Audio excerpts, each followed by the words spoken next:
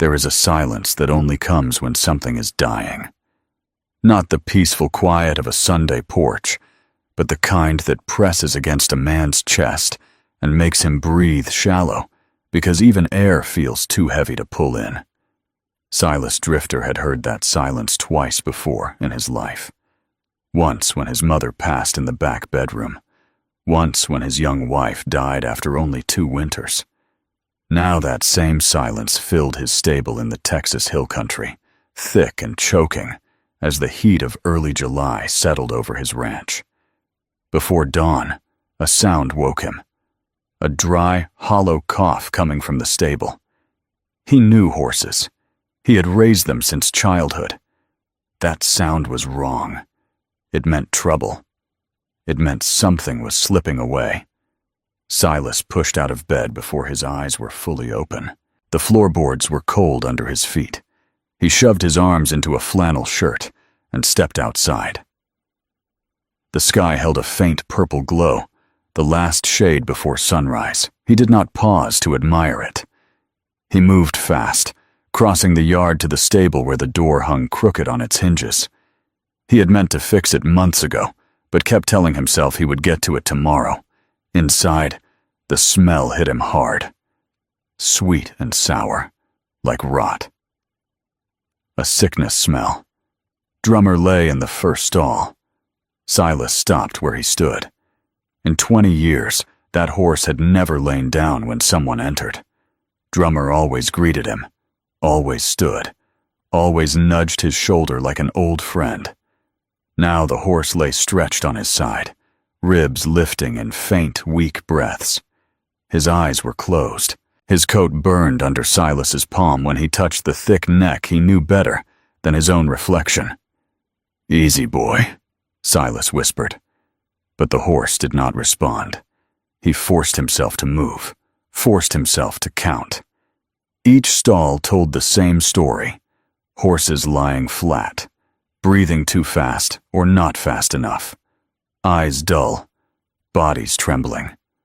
Out of 15 horses, 8 lay down, and 7 stood only because they had not yet fallen. 3 generations of breeding, buying, trading, caring, feeding, all slipping through his fingers. Doc Harmon had come 3 days earlier, looked over the horses, and walked out, shaking his head. "I have never seen anything like this," he had said. "I cannot fix what I cannot name. Best thing you can do is pray."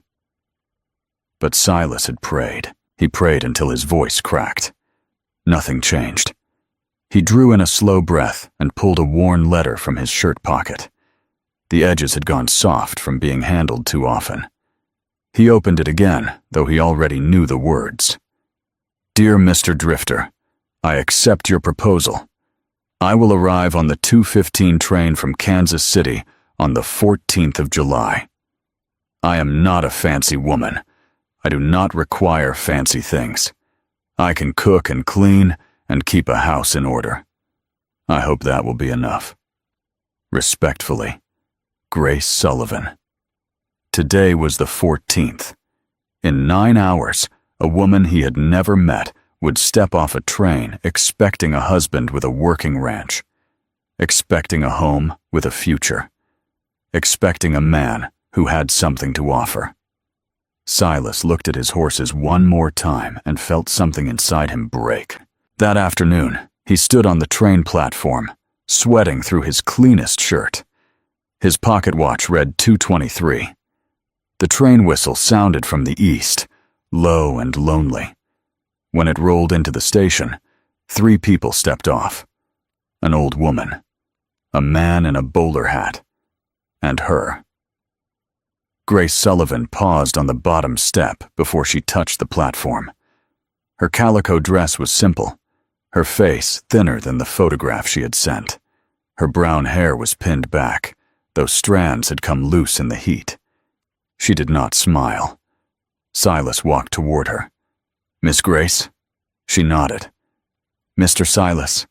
Her voice sounded tired, like someone who had walked too far, carrying something heavy. He reached for her valise. The weight surprised him. not clothes. Something else tucked inside. Something she guarded. They rode home in silence. The wagon wheels creaked over dry ground. The sky stretched wide and empty. Grace looked out over the land, her eyes studying every detail. The grass, the air, the dust. Then she looked at his hands holding the reins too tight. She did not ask questions, but she knew something was wrong. The house smelled like loneliness. Dishes sat in a basin. Dust coated the bookshelf. A Bible with worn pages sat at the end of the shelf. Grace walked through each room slowly, seeing the life of a man who once had a family and then lost it. When Silas said he would be in the stable, she watched him go. She watched the way his shoulders curved forward, the way the door shut behind him, like gravity pulled it. Night fell before he returned. Grace lit an oil lamp in the quiet kitchen and ate leftover biscuits alone. The window looked out at the stable, and even from the distance she caught the faint smell of sickness. She knew animals, knew the signs. Something bad was spreading out there. Hours later, she opened her valise. Beneath folded dresses and stockings sat rows of glass bottles wrapped in cloth. Willow bark, peppermint, chamomile, yarrow, and at the bottom, wrapped in oilcloth, a small, leather-bound book. Her grandmother's book, a lifetime of knowledge written in faded ink. Grace turned to the section on horses, remedies, ratios, instructions. She read until her eyes burned. Then she stood. Then she lit the lamp. Then she walked to the stable. The smell met her first. Heavy. Wrong. Horses lay where they had fallen. Grace now knelt beside the first one. A fever. Labored breathing. Pale gums. She recognized it. Summer fever. Her grandmother had treated it before. Behind her, a floorboard creaked. Silas stood in the doorway watching her. "You should not be out here," he said. "The horse has a fever." "I know what the horse has." She waited. He told her to go inside. She did, but she already knew she would return. This ranch would not die, not while she still had strength in her hands and her grandmother's knowledge in her bones. Grace rose before dawn, the house still dark and silent around her. She moved quietly through the kitchen, clearing out the cold stove and building a new fire with careful hands. She found oats and a jar of honey. She brewed fresh coffee. She did not do any of it for thanks. She did it because work steadied the heart when the world shook beneath your feet. Silas appeared in the doorway, shirt wrinkled, eyes hollow, knuckles split open from hitting something he could not fight. He stopped when he saw her. Maybe he expected anger. Maybe he expected questions. Grace only set a bowl of warm oatmeal in front of him. "You did not have to do that," he said. "I was hungry." "Still, it is not your job." Grace stirred her own bowl. "My grandmother used to say, a house wakes up faster if the kitchen is warm." Silas did not answer. He pushed his bowl away. He looked tired in a way that went past lack of sleep. Tired like a man who had forgotten what hope felt like. Grace watched him carefully. "My grandmother was a healer," she said softly. Silas stiffened. "She treated this sickness before, in Pennsylvania." "Pennsylvania is not Texas," Silas snapped, "and goats and chickens are not my horses." Grace held her ground. "Willow bark treats fever. Peppermint opens the lungs. I know how to make—" "Stop!" His voice cracked. He looked at her like someone clinging to the last plank of a sinking ship. "Doc Harmon said nothing can be done. Maybe he was wrong. And maybe you are just a woman with a book full of old stories pretending you can fix what nobody else can." He stood so fast, his chair scraped the floor. He didn't yell. Worse, he sounded defeated. "I do not need advice from someone who arrived yesterday." He walked out, the screen door banging behind him. Grace sat alone. She washed the dishes. She dried them. She put them away with steady hands that shook only once. She would not give up. Not on him. Not on the horses. Not on herself. By afternoon, the stable filled with a sound that froze blood. A whinny. High. Sharp. Cut short. Grace ran from the house, skirts gathered in her hands. Bella, the young mare, lay on her side, convulsing. Silas knelt beside her, helpless, hands pressed to her neck as her body shook uncontrollably. "Come on," he whispered. "Please, Bella, please." Grace watched the mare's legs stiffen, then sag. Her chest rose once, twice, then stopped. Silas bowed his head. His shoulders shook with silent grief. Grace stepped back. She knew this moment changed everything. Either he would break, or he would harden into someone unreachable. He chose neither. He punched the stable post, split his knuckles wider, then punched again until blood smeared the wood. He kept staring at it, like he expected it to answer some question he couldn't say out loud. Grace did not comfort him. Her grandmother had taught her that some grief could not be touched. Instead, she watched him dig Bella's grave, watched him bury her, watched him walk back to the stable with a face carved from stone. That night, Grace made her decision. She would save the horses whether Silas believed in her or not. Before sunrise, she walked to the creek with a basket in hand.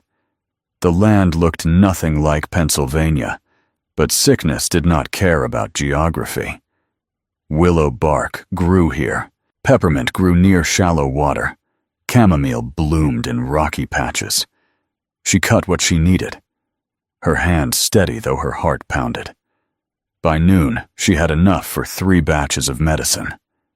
At midnight, she carried a pitcher of warm herbal decoction into the stable. The horses lay quiet in their stalls, the lantern light throwing long shadows across their heaving sides. She started with the 3 who still had strength to swallow. Then she moved to Drummer. He lay still, the rise and fall of his ribs so faint it hurt to look at. Grace lifted his head onto her lap. She poured a trickle of medicine into the corner of his mouth. It dribbled back out. She tried again. Nothing. So she did the only thing left. She sang, her grandmother's lullaby, an Irish melody drifting through a Texas stable as soft as a prayer. Drummer's ear twitched. His throat moved. He swallowed once, then again. Grace poured more, sang more. Her voice cracked, her hands shook, but the horse swallowed. Behind her, a floorboard creaked. Silas stood in the doorway, watching her in the dim light. He said nothing. He stayed until she finished. In the morning, Silas made coffee. Real coffee. Fresh, hot, strong. Grace walked into the kitchen and found 2 cups waiting. A small thing, but small things mattered. "I am going to the creek," she said. "I need more willow bark." Silas stared at his hands. The bandage on his knuckles was fresh and white. "Can I come too?" he asked. Grace blinked. "If you want, I want." So they went together. At the creek, she taught him how to strip bark without killing the tree. She taught him which mint leaves held the strongest medicine. She taught him how chamomile smelled when it grew wild. He listened, not just with his ears, with something deeper. When she handed him a strip of willow bark to chew, he made a face so sour she laughed for the first time since leaving Pennsylvania. The sound startled them both. They walked home slower than they had walked out. By evening, they brewed medicine side by side. Silas hauled water. Grace stirred the pot. The house smelled like bitter herbs and boiling bark. After supper, they returned to the stable. Something was different. Cooper, the chestnut gelding, was standing. After 8 days, he was standing. Silas stared like he could not breathe. Grace touched the horse's neck. Warm, but no longer burning. "His fever is breaking," she whispered. Silas made a sound deep in his chest, something between relief and disbelief. 3 more horses stood the next morning. Drummer still lay down, but his breathing was stronger. His ears twitched when Grace spoke. He swallowed water. He lifted his head an inch, then another. Hope, once dead, began to breathe again. But the worst night was still coming. Just before dusk, a storm rolled in from the west. A wall of black clouds swallowed the sky. Wind roared across the plains. The temperature dropped fast. Silas shouted for Grace to get inside, but she followed him to the stable. Together they fought the wind to close the doors, pushing with all their strength. Horses reared and panicked, eyes wild with fear. Then a crack split the roof. Rain poured through a jagged hole, straight onto Drummer's stall. Water soaked his blanket, his body, the straw. The horse seized. His muscles locked, his back arched, his legs kicked uncontrollably. Silas fell to his knees beside him. "Drummer," he choked. "Please, please, not you." The horse went rigid, still, silent. Silas broke. He pressed his forehead to Drummer's neck and sobbed, raw, shaking, broken sobs that tore out of him like pieces of his soul. Grace waded through water and mud, dropped to her knees beside them, and reached for Drummer's jaw. There, a faint pulse. "Silas!" she shouted. "He is alive!" Silas lifted his head, tears and mud streaking his face. "But I need your help," Grace said. "I cannot save him alone." He nodded. They worked through the storm, dragging the horse out of the water, covering him with blankets, setting up a small stove, feeding him medicine every 15 minutes. They talked through the night. About loss. About truth. About letters. About why he had chosen her. About why she had chosen him. Near dawn, a beam of sunlight came through the broken roof. Drummer blinked. Grace froze. He blinked again. His ear twitched. His tail flicked. He turned his head toward Silas. He knew him. Silas grabbed Grace's hand without thinking. She held on. Neither of them let go. Drummer lived, and something inside Silas, something long buried, began to live too. The storm passed before sunrise, leaving the Texas hill country washed clean and quiet. Inside the stable, the fire in the small stove flickered low. Grace and Silas sat on opposite sides of Drummer, both exhausted, both soaked through, both unable to look away from the horse that had fought his way back from the edge. They had not slept. They had not needed to. Some nights are too important for sleep. Drummer lifted his head again, just an inch, but this time it stayed up longer. His breathing came steady and strong, the wet rattle gone. When Silas reached out and touched his muzzle, the horse nudged his hand weakly, like he always had. Silas swallowed hard. "He knows me." Grace smiled, tired but certain. "He never forgot you." The sky outside turned pink, then gold. Night slipped away, and with it the fear that had held the ranch in its grip for weeks. When Silas finally stood, his joints cracked from sitting on the hard ground for so long. He offered Grace his hand. She took it, letting him pull her to her feet. They walked out of the stable together, the morning light warm on their faces. Within 2 weeks, 12 of the 15 horses were standing strong. Their coats shone again. Their eyes cleared. They ate. They walked. They lived. Neighbors who had kept their distance now rode up the dirt road one by one. First, the Hendersons with their sick hens. Then the widow Carter with her failing milk cow. Then old Murphy with a calf too weak to stand. Each one carried the same mix of fear, hope, and pride held barely together. Silas would step aside, letting Grace handle everything.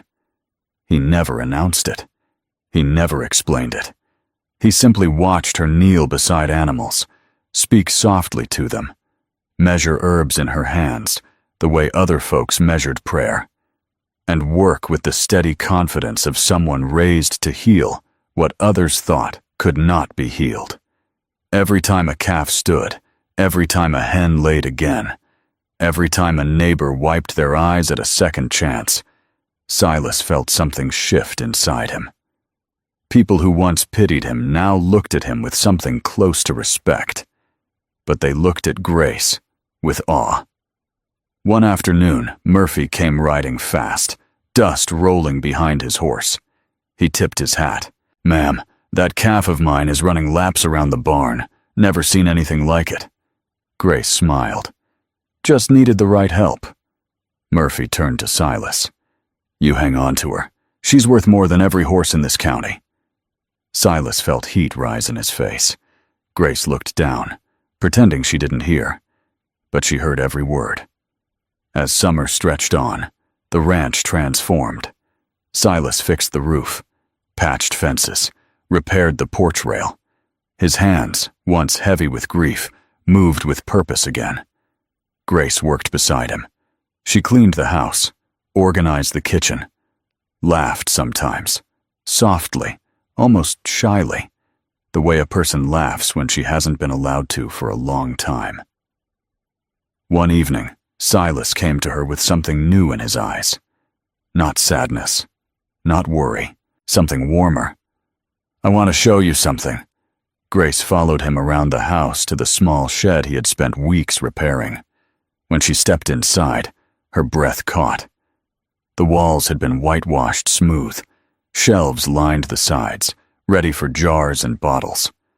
A workbench sat under a window that let in a soft stream of afternoon sun. Then she saw it, resting neatly in the center of the bench. Drummer's old horseshoes, cleaned and shaped into a small wind chime. Silas rubbed the back of his neck. "Thought maybe you'd want something of his in your workspace." Grace touched the chime gently. The metal made a soft ringing sound that filled the room. "This is beautiful," she whispered. "It's yours," Silas said. "All of this is yours." Grace turned to him. "Why?" Silas took a slow breath. "Because you came here a stranger. You fixed what I could not fix. You saved what I had left. And somewhere in all that, I stopped feeling alone." The words hung in the air between them, honest and bare. Grace stepped closer, the soft light catching the strands of her brown hair. "I don't want you to feel alone," she said. Silas's voice cracked. "Do you want to stay?" Grace's heart thudded.